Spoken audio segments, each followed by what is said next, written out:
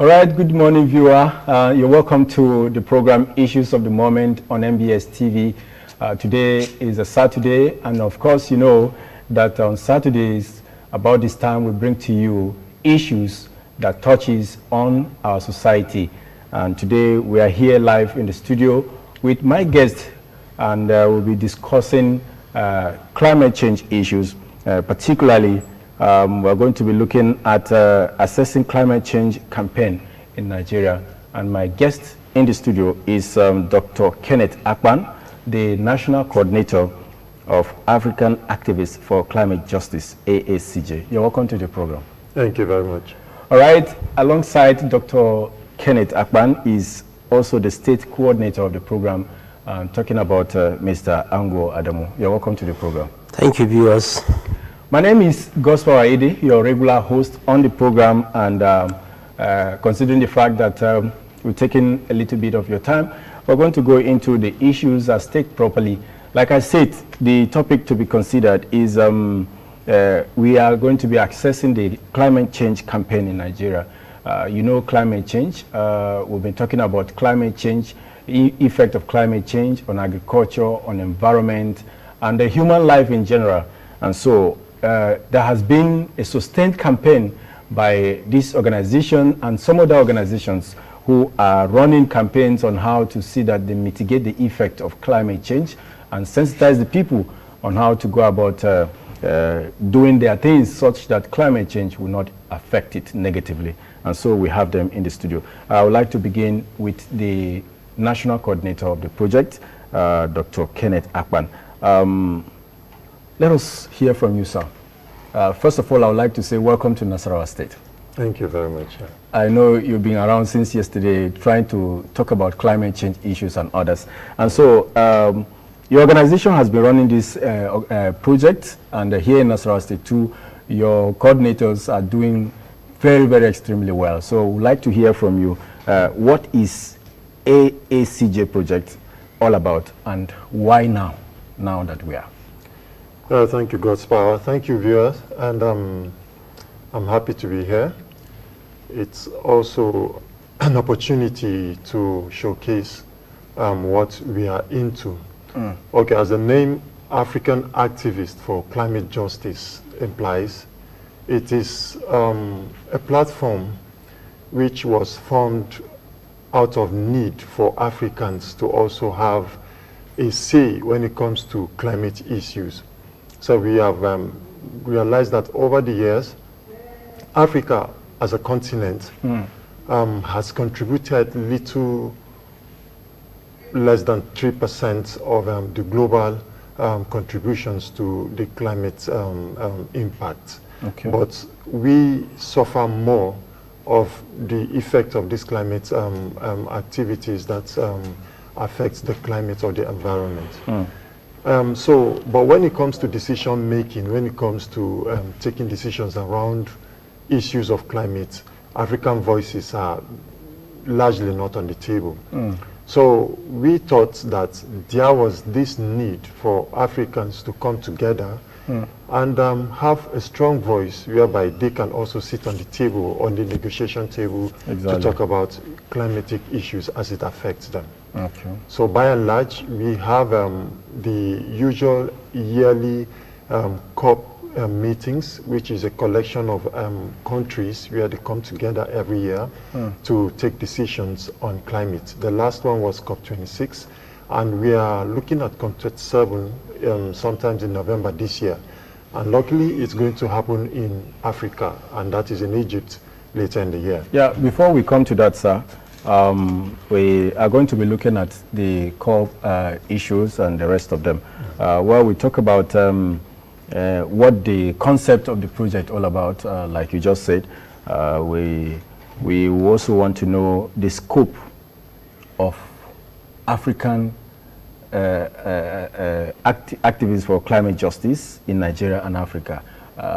Like in Nigeria in particular, let us know how many areas, what are your parameters, and how many states are into this project? Okay, thank you. The major scope or the major objective of this program is to have Africans or vulnerable people who are very much affected by this climate change to have a healthy environment where they can thrive, where they can live their lives.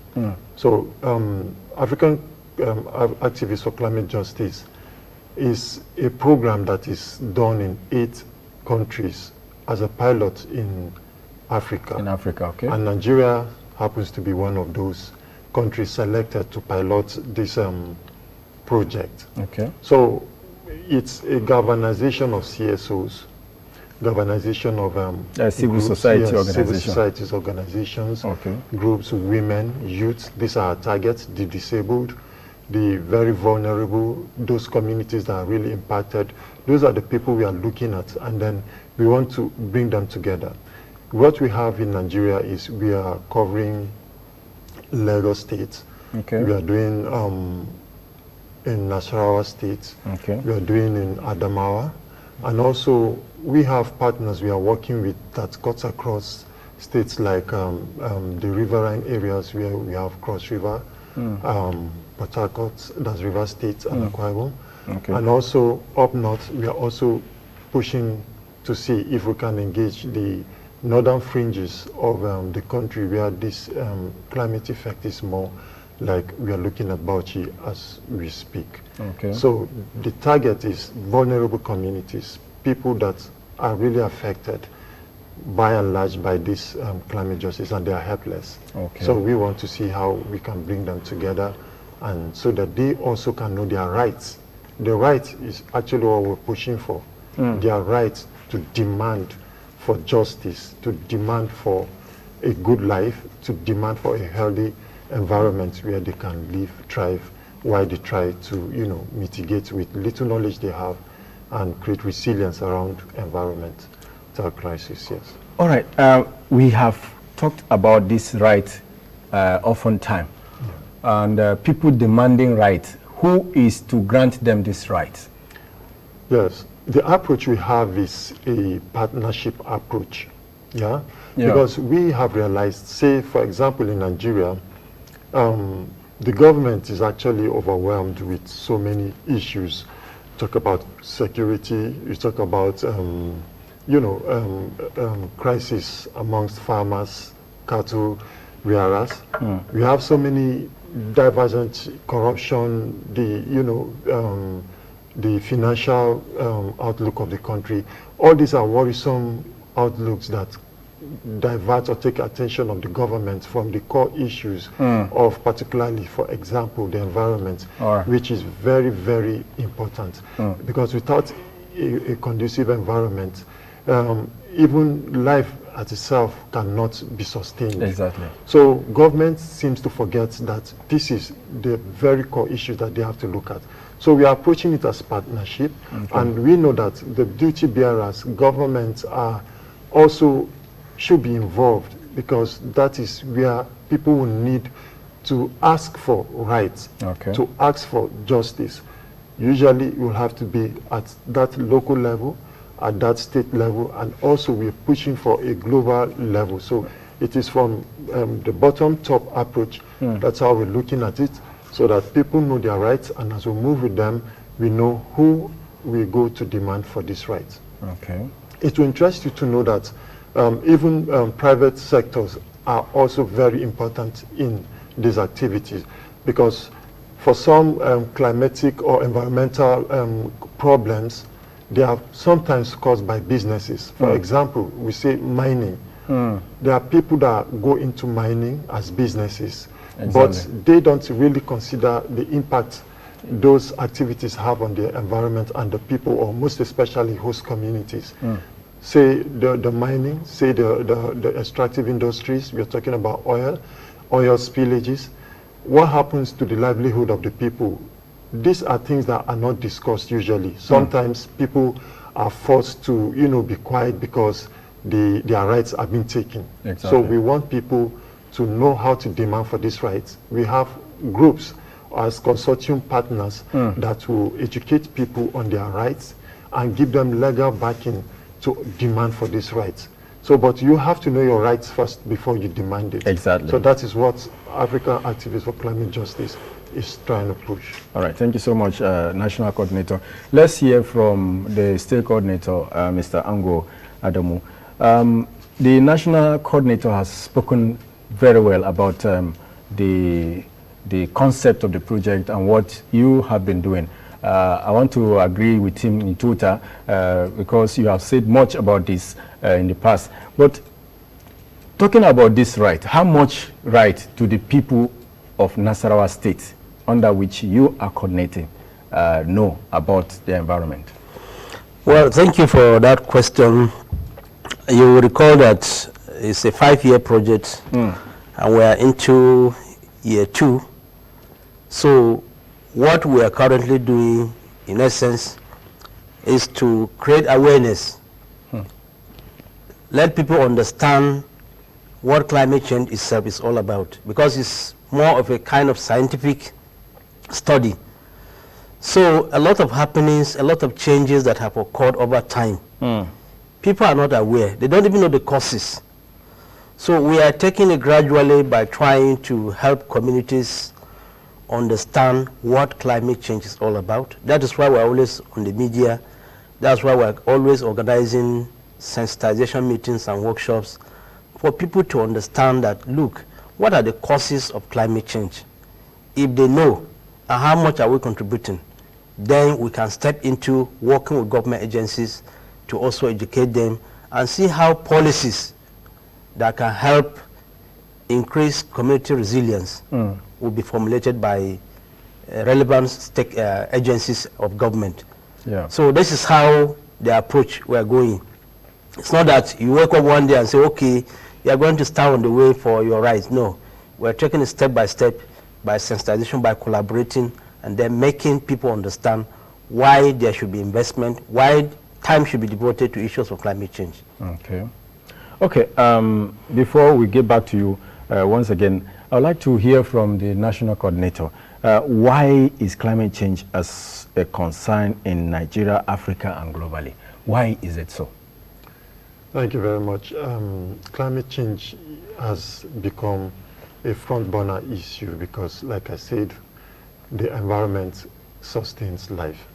You see, right now the world is running against time to make sure that we don't exceed what is called the 1.5 degree mark for the global warming.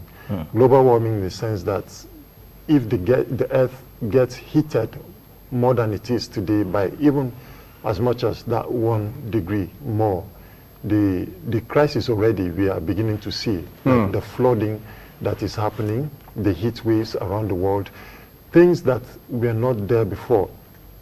Luckily, man has been able to retrace back his steps and realize that this is what is causing all of that. Okay. And so everybody's hand has to be on the deck. It is important because without, for example, Nigeria, we know the livelihood of most of our people is dependent on agriculture. And agriculture is largely supported by climatic and environmental conditions that are well and that should support the plants or the life of the activities they do.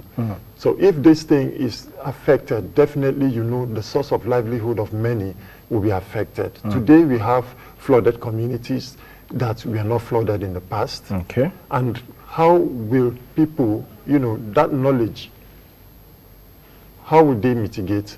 How would they, in the face of these climatic conditions, changes, how would they develop resilience to the life after it, to expect it? So this is what, like he said, awareness that we are creating. You have to know that everybody is also contributing to this climatic impact. Okay. The use of fossil fuel, the use of firewood, all these things are things that generate these greenhouse gases. Greenhouse gases are what affects or contribute to the global warming. And without that knowledge of knowing that with global warming, the earth condition, the climatic conditions of the earth is tipped on a balance, it will continually increase the temperature, and that is what the whole world is running away from. It is something that everybody's hand has to be on deck, but the awareness has to be very, very key. And that is also part of the approach we are doing. We are creating awareness.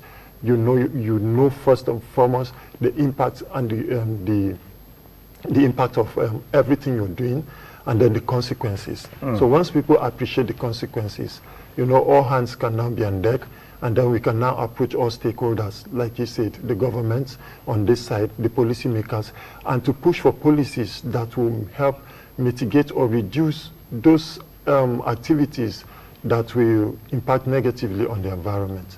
So that is another angle that we're looking at. Okay. Will I say, is it ignorance or lack of actions, or what I can really say that in spite of NIMET prediction, you talked about flooding and the rest of them, in spite of NIMET prediction and series of sensitization like the one you people have always been doing, your organization in Nasarawa State, Ango and his partner team have been doing. But you discover that a lot of environment, a lot of communities have been flooded, and lives and property have been lost. Can we say it is part of out of ignorance, or what happened? Why is it that despite all this, people are not still heeding to the awareness being created? Yeah, we will say it's all of it. It's a complex situation where we have traditional knowledge, traditional understanding. There are people that, that shift, just like he said, it's a 5-year project. It's something it's a gradual impacting project that, like he said, we have that seasonal advice. We are working hand in hand with NIMET, where we get this information and relay to farmers, to communities beforehand, that this is what to expect. Yes, you know, sometimes knowledge is like that. People take time to shift and to adapt. But we know with experience, being the best teacher, by the time you can begin to make reference to last year we said this, and this happened, they might begin to take you seriously when next you give predictions like that. Exactly. So that awareness is growing, and that is why documentation is very, very important and key to what we are doing, so that at the end of the day, we are able to, like, even at the community level, like what we came here to do, we have what is called community development plans. Okay. We want communities to come up with their own problems, and then even try to see how they can offer solutions. So if in a community, you know that flooding is a problem, so you mean for them to sit down to even identify that flooding is a problem, it means they are looking for a solution. And so if the solution comes in the way of telling them we can help you with predictions, weather predictions, information like this year to expect, that way, you know, they will be able to plan against that kind of situation. Is it to see how they can divert the floods, or is it to think about how to create more drainages to take away the flood, or to leave lowland, evacuate and go to uplands, where that's to avoid those kind of catastrophic situations. You see, if it gets to a level that is something they cannot handle at their own level, then we want to engage who is relevant, which government agency, which even private sector can come in to, like, say, okay, this is what these people have identified, this is how much they can do, how can you come in to help them? Is it by policy? Is it by even as simple as telling people don't build on floodways?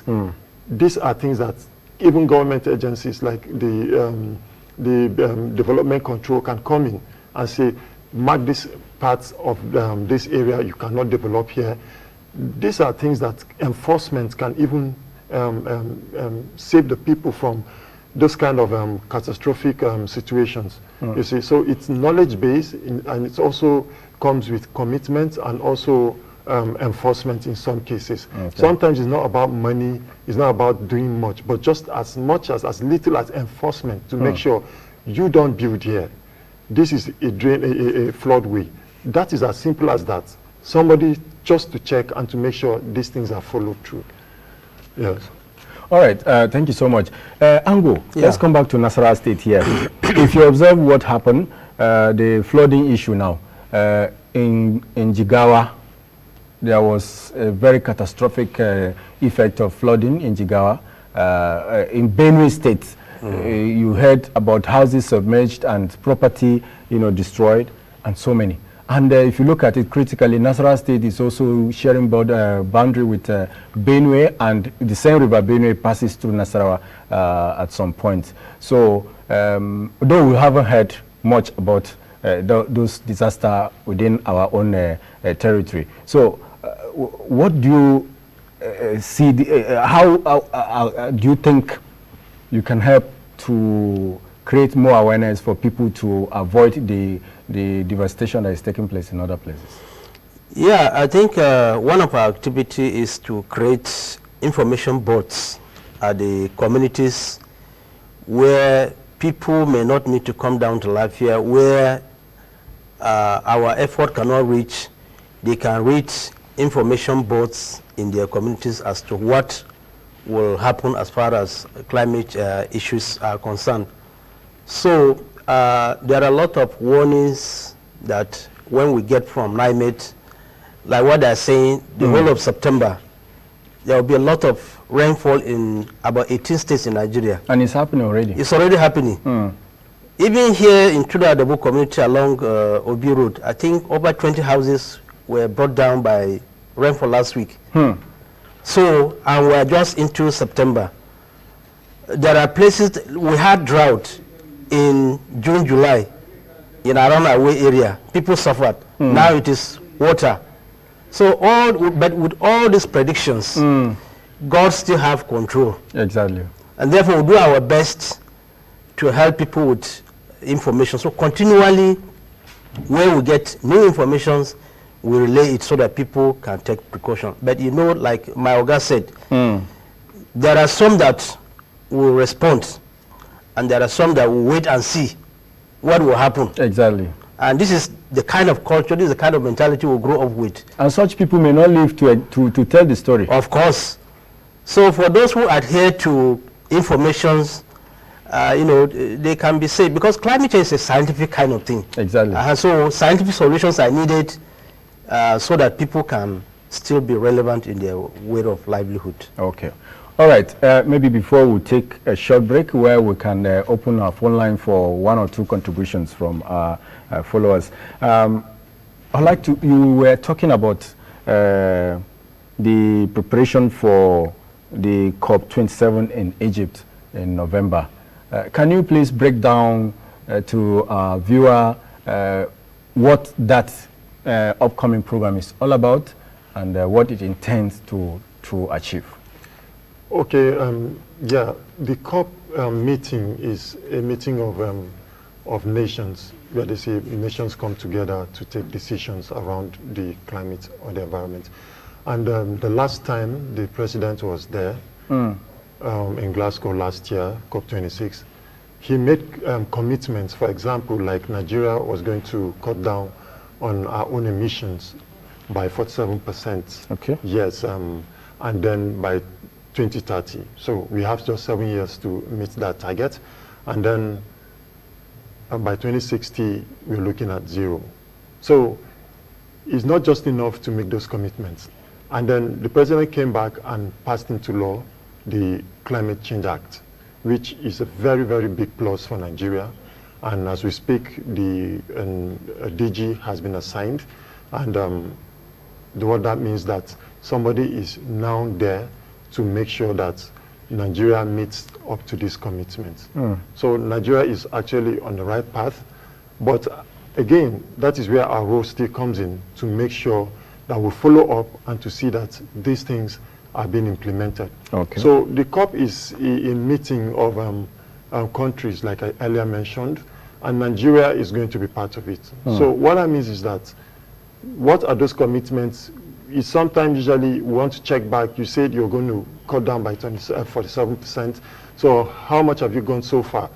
It's a time to reflect what went well or what didn't go well. Very well. Okay, like most countries that had even gone almost zero, because of the Ukraine-Russian war, have reversed that trend. Wow. For example, Germany has gone back to reactivate its coal mines that it shut down because of the crisis. Yes. Gas is no more coming from Russia and all that. So these are things that, okay, it has changed in dynamics against the prediction, against the commitments. So what happens? So it's always an annual event where they come back to reflect and to see what measure and what progress has been made. So Nigeria is going to be part of it.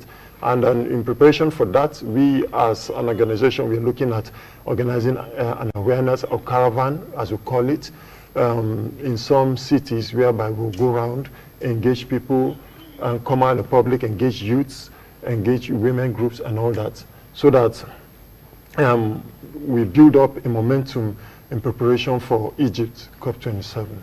All right. Yeah. It's okay.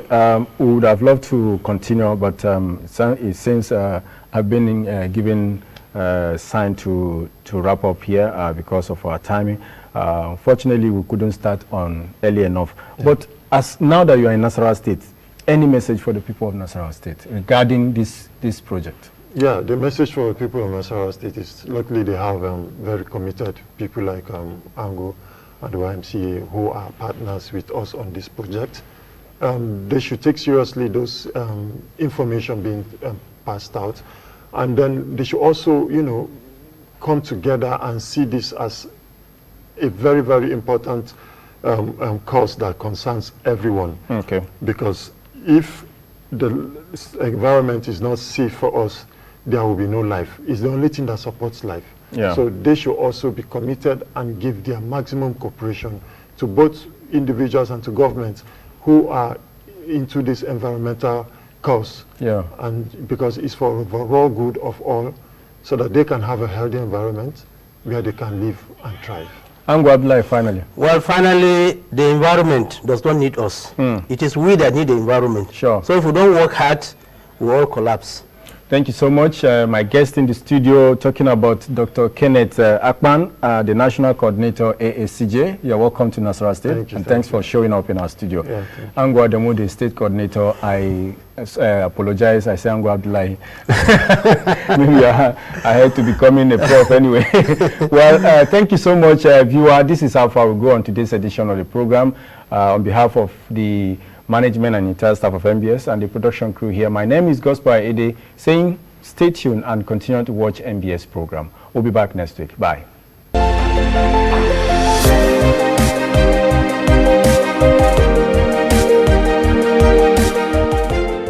Dear esteemed viewer, you can't afford to miss your weekly most cherished current affairs program, Issues of the Moment on NBS TV. Issues of the Moment is a 1-hour live discussion and phone-in program that engages government functionaries, technocrats, captains of industries, public commentators and intellectuals on burning state and national matters of public interest. Join us every Saturday by 10 a.m. with your host, Godspower AD, as we review, analyze and proffer solutions to the challenges of our society. Issues of the Moment live, engaging, analytical and revealing.